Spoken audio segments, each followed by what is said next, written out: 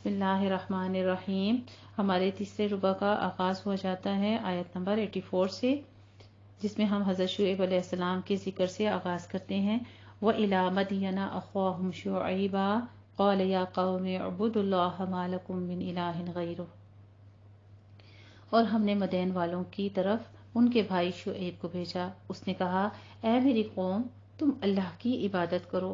اس کے سوا تمہارا کوئی معبود نہیں، اور تم ناپ تول میں کمی نہ کرو۔ بے شک میں تمہیں خوشحال دیکھتا ہوں، اور بے شک مجھے تم پر گھیرنے والے عذاب کے دن سے خوف آتا ہے۔ اور اے میری قوم، تم ناپ اور تول میں انصاف سے پورا کیا کرو، اور لوگوں کو ان کی چیزیں کم نہ دیا کرو۔ انبیاء کرام صلی اللہ علیہ وآلہ وسلم کی دعوت کی بنیاد توحید پر تھی، یعنی حقوق اللہ کی ادائیگی ہوتی ہے۔ پھر اس کے بعد قوم کے اندر جو بھی خرابی ہوتی ہے اس کی نشاندہی فرماتے ہیں، جیسا کہ شعیب علیہ السلام نے اولاً دعوت کو توحید پیش کی، اس کے بعد اس اخلاقی خرابی سے منع کیا جو ان کے اندر تھی، اور وہ حقوق العباد سے متعلق تھی۔ اول ذکر کیا، اعبدوا اللہ کا ذکر یہاں پہ آ رہا ہے، اور آخر ذکر ولا تنقصوا المکیال، کہ ناپ تول میں کمی نہ کرو۔ اس بات کی پوری تاکید کر دی گئی تھی، اور لوگوں کو چیزیں کم کر کے دینے سے منع کیا جا رہا ہے، کیونکہ اللہ تعالیٰ کے ہاں یہ بھی ایک بہت بڑا جرم ہے، اور اللہ تعالیٰ نے سورہ مطففین میں اس جرم کی شناعت و قباحت اور اس کی اخروی سزا بیان کی ہے کہ بڑی ہلاکت ہے ماپ تول میں کمی کرنے والوں کے لیے۔ یہ وہ لوگ ہیں کہ جب لوگوں سے ناپ کر لیتے ہیں تو پورا لیتے ہیں، اور جب دوسروں کو ناپ کر دیتے ہیں تو توڑ کر کم کر دیتے ہیں۔ اور تم زمین میں فسادی بن کر نہ پھرو، اللہ کی بچت جائز نفع تمہارے لیے بہتر ہے اگر تم مومن ہو، اور میں تم پر محافظ نہیں ہوں۔ انہوں نے کہا، اے شعیب، کیا تیری نماز تجھے یہ حکم سکھاتی ہے کہ ہم ان معبودوں کو چھوڑ دیں جن کو ہمارے باپ دادا پوجتے رہے، یا اپنے مالوں میں وہ نہ کریں جو کرنا چاہیں؟ بلا شبہ تو بڑا نرم مزاج، بڑا سمجھدار ہے۔ شعیب علیہ السلام نے کہا، اے میری قوم، بھلا بتاؤ تو، اگر میں اپنے رب کی طرف سے واضح دلیل پر ہوں اور اس نے مجھے اپنی طرف سے اچھا رزق دیا ہو تو کیسے اس کی نافرمانی کروں؟ اور میں یہ نہیں چاہتا کہ تمہاری مخالفت کروں، اس طرح وہ کام کروں جن سے تمہیں روکتا ہوں۔ میں کچھ نہیں چاہتا سوائے تمہاری اصلاح کے، جہاں تک مجھ سے ہو سکے، اور مجھے اس کی توفیق ملنا اللہ کی مدد کے سوا ممکن نہیں۔ میں نے اسی پر بھروسہ کیا، علیہ توکلت وإلیہ انیب۔ وہی جیسے ہم نے پیچھے قومیات کے بارے میں پڑھا اور سمود کے بارے میں، وہاں پہ پیغمبر کی بات بھی یہی تھی کہ میں تجھ سے کوئی چیز کا اجر نہیں مانگتا، میرا اجر تو اللہ کی طرف سے ہے، اور میں اسی پر بھروسہ کرتا ہوں۔ اسی طرح سے حضرت شعیب علیہ السلام کے بارے میں بھی فرمایا جا رہا ہے کہ میں نے اسی پر بھروسہ کیا اور اسی کی طرف رجوع کرتا ہوں۔ اور اے میری قوم، میری مخالفت تمہیں ایسے کام پر نہ اکسائے کہ تم پر ویسا عذاب آ جائے جیسا قوم نوح یا قوم ہود یا قوم صالح پر آیا تھا، اور لوط علیہ السلام کی قوم کا علاقہ بھی تم سے کچھ دور نہیں۔ اور تم اپنے رب سے بخشش مانگو، پھر اسی کی طرف توبہ کرو، بے شک میرا رب بڑا رحم فرمانے والا، نہایت محبت کرنے والا ہے۔ سبحان اللہ۔ اللہ سبحانہ وتعالیٰ کے خوبصورت نام و صفات رحیم و ودود بیان کی جا رہی ہیں۔ قالوا یا شعیب ما نفقہ کثیرا مما، انہوں نے کہا، اے شعیب، جو تو کہتا ہے ہم اس میں سے بہت کچھ نہیں سمجھتے، اور بے شک ہم تجھے اپنے درمیان کمزور دیکھتے ہیں، اور اگر تیرا قبیلہ نہ ہوتا تو ہم یقیناً تجھے سنسار کر دیتے، اور تو ہم پر کوئی غلبہ نہیں رکھتا۔ شعیب علیہ السلام نے کہا، اے میری قوم، کیا میرا قبیلہ تم پر اللہ سے زیادہ دباؤ والا ہے، اور تم نے اس اللہ کو اپنی پیٹھ پیچھے ڈال رکھا ہے؟ بے شک تم جو عمل کرتے ہو میرا رب انہیں گھیرنے والا ہے۔ وَيَا قَوْمِ اعْمَلُوا عَلَىٰ مَكَانَتِكُمْ إِنِّي عَامِلٌ، اور اے میری قوم، تم اپنی جگہ عمل کرو، بے شک میں بھی عمل کر رہا ہوں۔ جلد تم جان لوگے کہ کس پر رسوا کن عذاب آتا ہے اور کون جھوٹا ہے، اور تم انتظار کرو، بے شک میں بھی تمہارے ساتھ منتظر ہوں۔ اور جب ہمارا حکم یعنی عذاب آیا تو ہم نے نجات دی شعیب کو اور اس کے ساتھ ایمان لانے والوں کو اپنی رحمت سے، اور جن لوگوں نے ظلم کیا تھا انہیں زبردست چیخ نے آ پکڑا۔ اس چیخ سے ان کے دل پارا پارا ہو گئے اور ان کی موت واقع ہو گئی، اور اس کے بعد جو تھے ایک بھونچال بھی آیا تھا جس کا سورہ آراف اور سورہ عنکبوت میں آیت میں بھی ذکر ہے، تو وہ اپنے گھروں میں اوندھے پڑے رہ گئے جیسے وہ ان میں کبھی بسے ہی نہ تھے۔ سنو، پھٹکار ہے اہل مدین پر جیسے سمود پر پھٹکار پڑی، اور البتہ تحقیق ہم نے موسیٰ کو اپنی آیات اور واضح دلیل کے ساتھ بھیجا فرعون اور اس کی قوم کے سرداروں کی طرف، پھر انہوں نے فرعون کی حکم کی اتباع کی، اور فرعون کا حکم کوئی رشد و بھلائی والا نہیں تھا۔ وہ قیامت کے دن اپنی قوم کی آگے آگے ہوگا، پھر انہیں آگ میں جا داخل کرے گا۔ جس طرح سے ہر قوم کا لیڈر جو ہوتا ہے وہ سربراہی کرتا ہے، اسی طرح فرعون جو تھا، جس طرح دنیا میں ان کا راہبر اور پیش روا تھا، قیامت کے دن بھی ان کو جہنم کی طرف ان کی قیادت کرے گا اور ان کو اس طرف لے جائے گا، اور برا ہے وہ گھات جس پر پینے کے لیے آج آیا جائے گا۔ وَأُتْبِعُوا فِي هَٰذِهِ لَعْنَتًا يَوْمَ الْقِيَامَةِ، اور اس دن میں بھی لعنت ان کے پیچھے لگا دی گئی ہے، اور قیامت کے دن بھی، اور برا ہے وہ انعام جو دیا جائے۔ اے نبی کریم صلی اللہ علیہ وآلہ وسلم، یہ کچھ خبریں ان تباہ شدہ بستیوں کی ہیں جو ہم آپ کو سناتے ہیں، ان میں سے کچھ تو قائم ہیں اور کچھ تہس نہس کر دی گئی ہیں۔ اس کا مراد وہ بستیاں بھی ہیں جو کٹی ہوئی کھیتیوں کی طرح نابود ہو گئی ہیں، یعنی بعض ایسی گزشتہ بستیوں کے واقعات ہم بیان کر رہے ہیں، ان میں سے بعض تو ابھی بھی موجود ہیں آثار و کھنڈرات کے نشان عبرت میں، اور بالکل صحیح صفحہ ہستی سے بعض معدوم ہو گئی ہیں، جہاں سے اللہ سبحانہ وتعالیٰ نے ذکر کیا بار بار قل سیروا فی الارض، یعنی زمین پہ گھومو پھرو، وہ ایسی ہی بستیوں کے بارے میں ذکر ہے کہ غور و فکر کرو ان کی تباہی و ہلاکت کے اوپر، جہاں کے غور و فکر کرو کہ ان کے اوپر کیسا عذاب نازل آیا تھا۔ ذالک من انباء القری، یہ بستیوں کے واقعات جو ہیں جو تباہ شدہ تھی وہ آپ صلی اللہ علیہ وسلم کو بیان کر دیا گیا، اور اس کے بعد فرمایا وما ظلمناہم ولکن ظلموا انفسہم، اور ہم نے ان پر ظلم نہیں کیا لیکن انہوں نے خود ہی اپنے آپ پر ظلم کیا تھا۔ تو ان کے وہ معبود جنہیں وہ اللہ کے سوا پکارتے تھے ان کے کسی کام نہ آئے جب آپ کے رب کا حکم عذاب آ پہنچا، بلکہ انہوں نے ان کو تباہی میں ہی زیادہ کیا۔ اور اے نبی کریم صلی اللہ علیہ وآلہ وسلم، آپ کے رب کی پکڑ ایسی ہی ہے جب وہ بستیوں کو پکڑتا ہے جبکہ وہ ظالم ہوتی ہیں، بے شک اس کی پکڑ نہایت دردناک ہے اور وہ شدید ہے۔ بے شک اس میں اس شخص کے لیے یقیناً نشان عبرت ہے جو عذاب آخرت سے ڈر گیا۔ وہ یوم آخرت ایسا دن ہے جس میں سب لوگ جمع کیے جائیں گے، اور وہ ایسا دن ہے جس میں سب حاضر کیے جائیں گے۔ وَمَا نُؤَخِّرُهُ إِلَّا لِأَجَلٍ مَّعْدُودٍ، اور صرف ہم ایک مقرر وقت تک ہی اس میں تاخیر کر رہے ہیں۔ جب وہ دن آ جائے گا تو کوئی نفس اللہ کے اذن کے بغیر کلام نہیں کر سکے گی۔ یعنی قیامت میں تاخیر کی وجہ صرف یہ ہے کہ اللہ تبارک و تعالیٰ نے اس کے لیے ایک وقت معین کیا ہوا ہے، جب وہ وقت مقرر آ جائے گا تو ایک لمحے کی تاخیر بھی نہیں ہوگی۔ گفتگو نہ کرنے سے مراد کسی کو اللہ تعالیٰ سے بحث و تکرار کی یا شفاعت کرنے کی ہمت نہیں ہوگی، الایہ کہ وہ اجازت دیتے۔ طویل حدیث شفاعت میں ہے، رسول اللہ صلی اللہ علیہ وآلہ وسلم نے فرمایا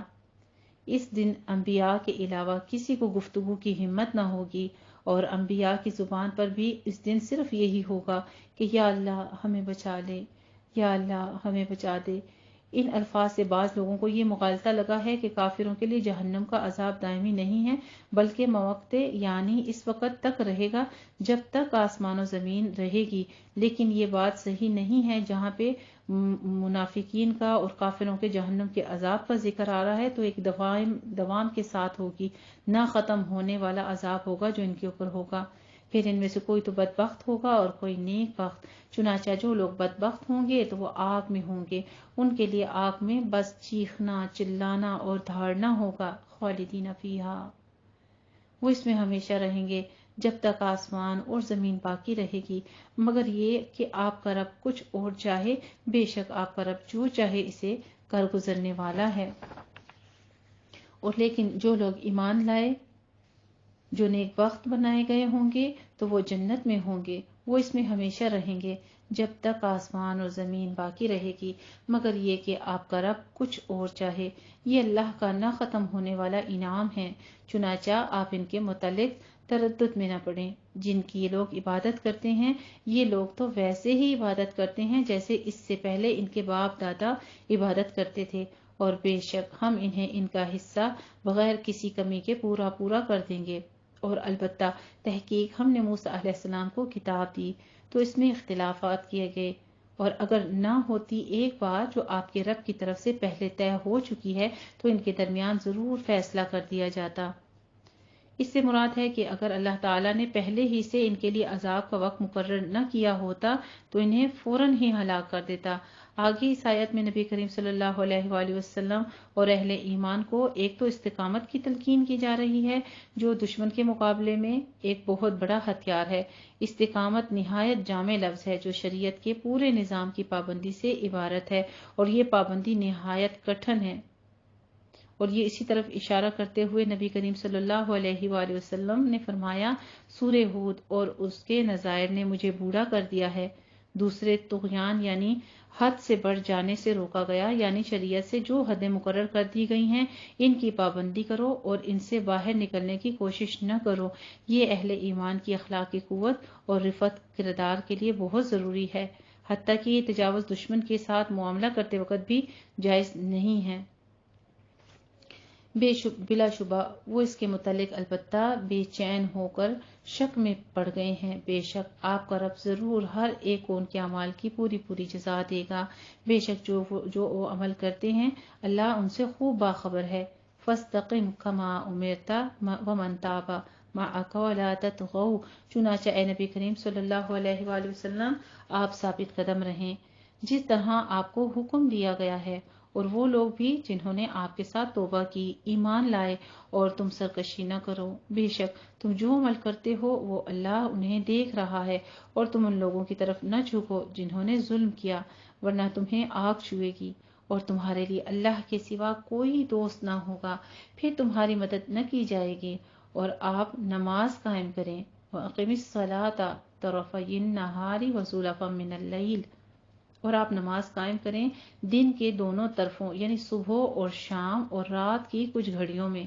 دونوں طرفوں سے بعض نے تو صبح اور مغرب، بعض نے صرف عشاء، اور بعض نے عشاء اور مغرب دونوں کا وقت مراد لیا ہے۔ امام ابن کثیر رحمہ تعالیٰ فرماتے ہیں، ممکن یہ ہے کہ یہ آیت معراج سے قبل نازل ہوئی ہو جس میں 5 نمازیں فرض کی گئیں، کیونکہ اس سے قبل صرف 2 ہی نمازیں ضروری تھیں، ایک طلوع شمس سے قبل اور ایک غروب سے قبل، اور رات کے پچھلے پہر میں نماز تہجد، پھر نماز تہجد امت سے معاف کر دی گئی، اور بعض کے مطابق اس کا وجوب آپ صلی اللہ علیہ وآلہ وسلم سے بھی ساقط کر دیا گیا۔ اسے ابن کثیر نے روایت کیا ہے، واللہ عالم۔ جس طرح کے احادیث میں بھی اس کی صراحت کے ساتھ بیان فرما دیا گیا، مثلاً 5 نمازیں جمعے سے دوسرے جمعے تک اور رمضان سے دوسرے رمضان تک ان کے مابین ہونے والے گناہوں کو دور کرنے والے ہیں، بشرطیہ کہ کبیرہ گناہوں سے اجتناب کیا جائے۔ اسے صحیح مسلم نے روایت کیا ہے۔ ایک اور حدیث شریف میں رسول اللہ صلی اللہ علیہ وآلہ وسلم نے فرمایا،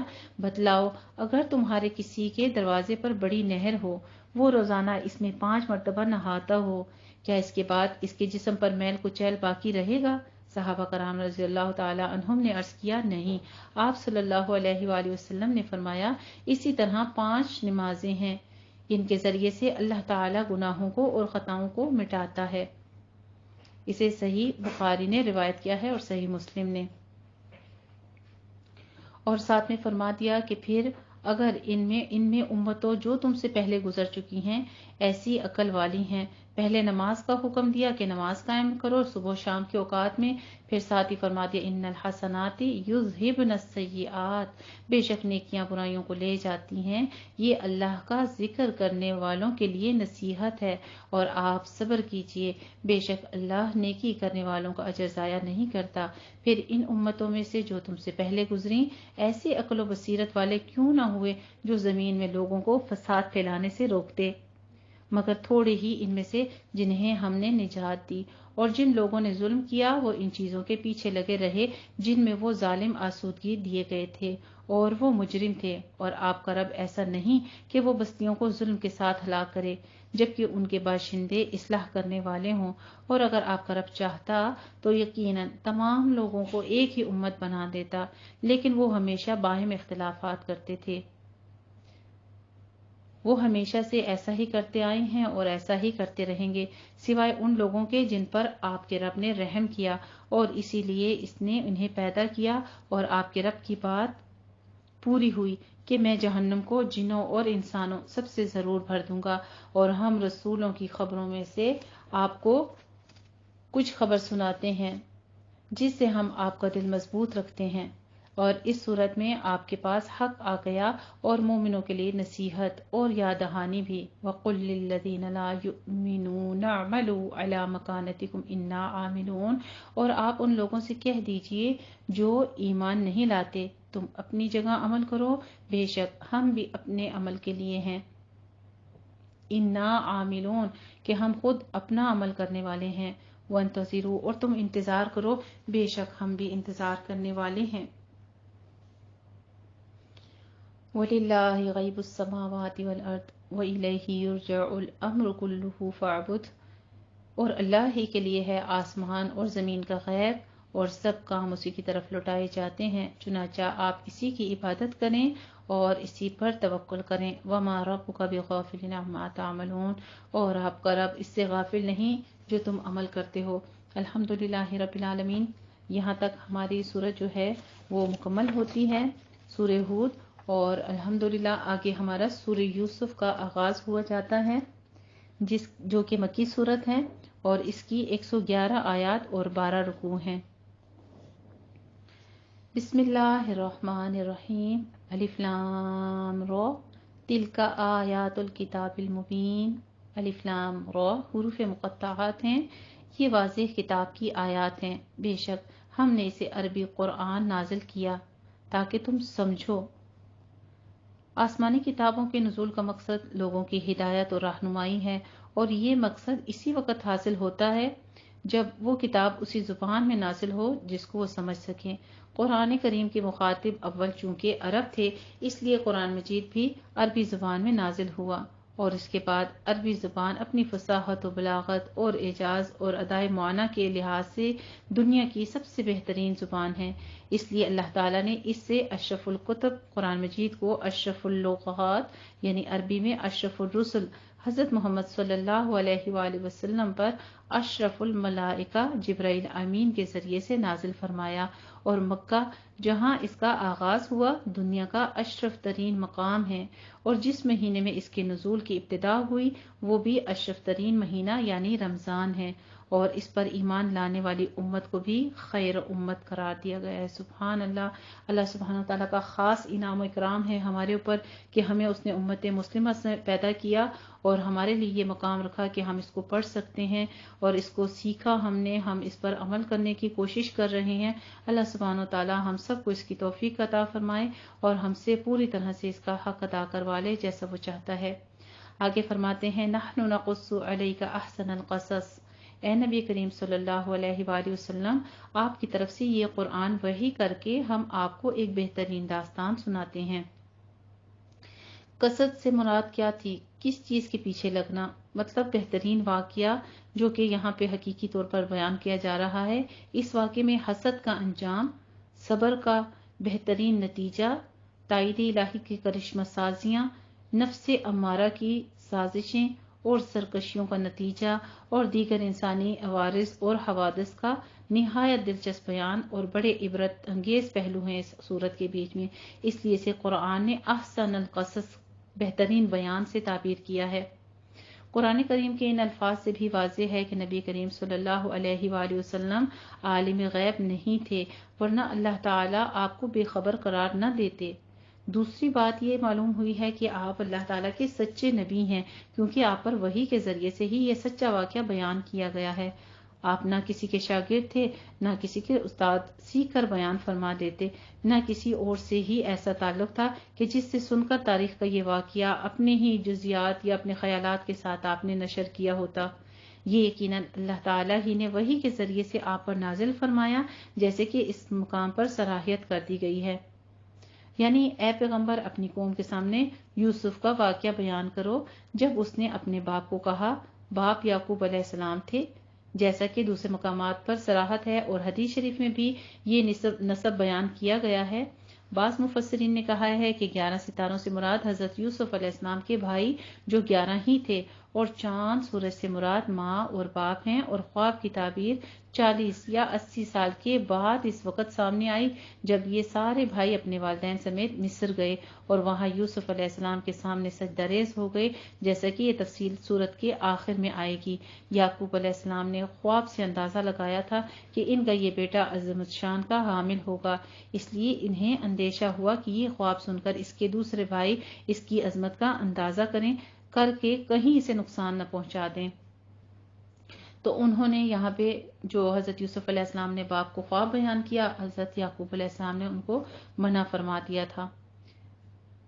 وَإِن كُنتَ مِن قَبْلِهِ لَمِنَ الْغَافِلِينَ، یہاں پر حضرت نبی کریم صلی اللہ علیہ وسلم کو بتایا جا رہا ہے کہ یہ ایک بہترین داستان ہے جو ہم سناتے ہیں، جبکہ یقیناً اس سے پہلے آپ بے خبروں میں سے تھے۔ جب یوسف علیہ السلام نے اپنے باپ سے کہا، اے میرے ابا جان، بے شک میں نے خواب میں دیکھا ہے کہ 11 ستارے، سورج اور چاند ہیں، میں نے انہیں دیکھا کہ مجھے سجدہ کر رہی ہیں۔ اس یعقوب علیہ السلام نے کہا، میرے پیارے بیٹے، اپنا خواب اپنے بھائیوں کو نہ سنانا، ورنہ وہ تیرے لیے کوئی بری تدبیر کریں گے۔ بے شک شیطان انسان کا کھلا دشمن ہے، اور اسی طرح تیرا رب تجھے ممتاز مقام عطا کرے گا اور تجھے باتوں کی اصل حقیقت سمجھنے کی صلاحیت میں سے کچھ سکھائے گا، اور تجھ پر اور آل یعقوب پر اپنی نعمت پوری کرے گا،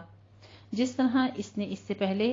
اسے تیرے باپ دادا ابراہیم علیہ السلام اور اسحاق علیہ السلام پر پورا کیا تھا۔ بے شک تیرا رب خوب جاننے والا اور بڑی حکمت والا ہے۔ سبحان اللہ۔ اللہ سبحانہ تعالیٰ کے خوبصورت نام و صفات علیم الحکیم بیان کیے جا رہے ہیں۔ البتہ تحقیق یوسف اور اس کے بھائیوں کے واقعے میں سائلوں کے نشان ہیں۔ جب انہوں نے آپس میں کہا، یوسف اور اس کا بھائی بنیامین تو ہمارے باپ کے اور ہم سے زیادہ پیارے ہیں، حالانکہ ہم ایک طاقتور جماعت ہیں، بے شک ہمارا باپ البتہ واضح غلطی پر ہے۔ تم یوسف کو قتل کر دو یا اسے کسی زمین میں پھینک دو کہ تمہارے باپ کا چہرہ تمہارے لیے خالی مخصوص ہو جائے، اور اس کے بعد تم نیک لوگوں میں سے ہو جانا۔ اس میں سے ایک کہنے والے نے کہا، یعنی بھائیوں میں سے ہی ایک نے کہا کہ تم یوسف کو قتل نہ کرو اور تم اسے کنویں کی تہ گہرائی میں ڈال دو کہ اسے کوئی مسافر اٹھا لے جائے، اگر تم کچھ ہی کرنے والے ہو تو اس کے ساتھ ایسا کر لو۔ انہوں نے کہا، اے ہمارے ابا جان، آپ کو کیا ہے کہ ہم پر یوسف کے بارے میں اعتبار نہیں کرتے، حالانکہ یقیناً ہم اس کے خیر خواہ ہی ہیں۔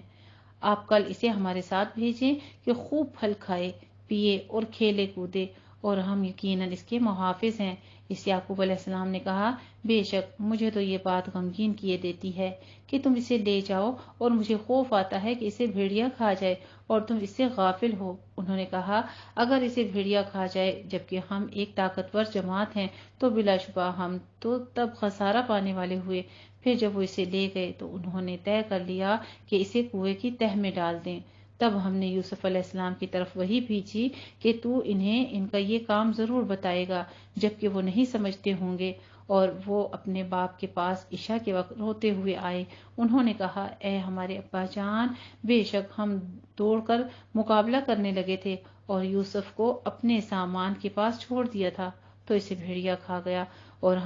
آپ ہماری بات کا یقین کرنے والے نہیں، اگرچہ ہم سچے ہی کیوں نہ ہوں۔ یعنی وہ تصدیق کرنے کی پوری کوشش کر رہے تھے، تب بھی یوسف علیہ السلام کے معاملے میں کہا کہ آپ ہماری بات کی تصدیق نہیں کرتے، تو اب ہم ویسے ہی ہماری حیثیت جو ہے وہ مشکوک افراد کی سی ہو گئی ہے، پھر آپ کس طرح ہماری بات کی تصدیق کر لیں گے؟ باپ کے سامنے اظہار بھی کیا تو اس طرح جھوٹ کا کہ بالکل سچ کی طرح سے۔ یہاں پر حضرت یوسف علیہ السلام کو چھوڑ کے اور انہوں نے ان کو کنویں میں گرا دیا، لیکن جہاں غلط بیانی کی انہوں نے، قرآن کریم نہایت اختصار کے ساتھ اس واقعے کو بیان کر رہا ہے۔ مطلب یہ کہ جب اپنے سوچے سمجھے منصوبے کے مطابق انہوں نے یوسف علیہ السلام کو کنویں میں پھینک دیا تو اللہ تعالیٰ نے حضرت یوسف علیہ السلام کی تسلی اور حوصلے کے لیے وحی کی کہ گھبرانے کی ضرورت نہیں ہے، ہم تیری حفاظت ہی نہیں کریں گے بلکہ ایسے بلند مقام پر تجھے فائز کریں گے کہ یہ بھائی اپنی حاجت لے کر تیری خدمت میں حاضر ہوں گے، اور پھر تو انہیں بتائے گا کہ تم نے اپنے ایک بھائی کے ساتھ اس طرح کا سنگ دلانہ معاملہ کیا تھا، جسے سن کر وہ حیران اور پشیمان ہوں گے۔ یوسف علیہ السلام اس وقت اگرچہ بچے تھے، لیکن بچے نبوت پر سرفراز ہونے والے ہوں ان پر بچپن میں ہی وحی آ جاتی ہے، جیسے کہ حضرت عیسیٰ اور یحییٰ علیہ السلام پر بھی آ چکی تھی۔ الحمدللہ رب العالمین، یہاں تک ہمارا پارا جو ہے ثلث پورا ہوتا ہے، لیکن ہم تھوڑی سی آیات آگے پڑھ کے اور پارا جو ہے رکوع کا مکمل کر لیتے ہیں۔ وَجَاءُوا عَلَىٰ قَمِيصِهِ بِدَمٍ كَذِبٍ، اور وہ اس کی قمیص پر جھوٹ موٹ کا خون بھی لگا لائے۔ اس یعقوب علیہ السلام نے کہا، حقیقت یہ نہیں بلکہ تمہارے نفسوں نے تمہارے لیے ایک بری بات آراستہ کر دی ہے، لہٰذا صبر ہی بہتر ہے، اور اس پر اللہ ہی سے مدد مطلوب ہے جو تم بیان کرتے ہو۔ اور ایک قافلہ آیا، پھر انہوں نے اپنا پانی لانے والا بھیجا تو اس نے اپنا ڈول لٹکایا، اور وہ دیکھتے ہی پکار اٹھا، واہ خوشخبری ہے، یہ تو لڑکا ہے، اور انہوں نے اسے پونچھی سمجھ کر چھپا لیا، اور اللہ اسے خوب جانتا تھا جو وہ کر رہے تھے، اور انہوں نے اسے معمولی سی قیمت یعنی گنتی کے چند درہموں سے بیچ دیا، اور انہیں اس میں کوئی رغبت نہ تھی۔ کہتے ہیں کہ ایک بکری کے بچے کو ذبح کر کے یوسف علیہ السلام نے کہ ان کے بھائیوں نے ان کی قمیص پر لت پت کر لیا تھا، اور یہ بھول گئے تھے کہ بھیڑیا اگر یوسف علیہ السلام کو کھاتا تو قمیص کو بھی پھاڑ دیتا یا اس کو پھٹا ہوا پا لیتے۔ قمیص ثابت کی ثابت ہی تھی، جس کو دیکھ کر حضرت یوسف علیہ السلام کے خواب اور فراست نبوت سے اندازہ لگا کر یعقوب علیہ السلام نے فرمایا کہ یہ واقعہ اس طرح نہیں پیش آیا جو تم بیان کر رہے ہو، بلکہ تم اپنے دلوں سے ہی بات بنا کر لے آئے ہو، تاکہ چونکہ تم جو ہونا تھا وہ ہو چکا۔ یعقوب علیہ السلام اس کی تفصیل سے بھی خبر تھے، اس لیے سوائے صبر کے اور کوئی چارہ نہیں تھا، اور اللہ کی مدد کے سوا کوئی سہارا نہیں تھا۔ الحمدللہ رب العالمین، یہاں تک ہمارا تیسرا رکوع مکمل ہوتا ہے، پارہ ثلث آیت نمبر 20 تک۔ جزاک اللہ۔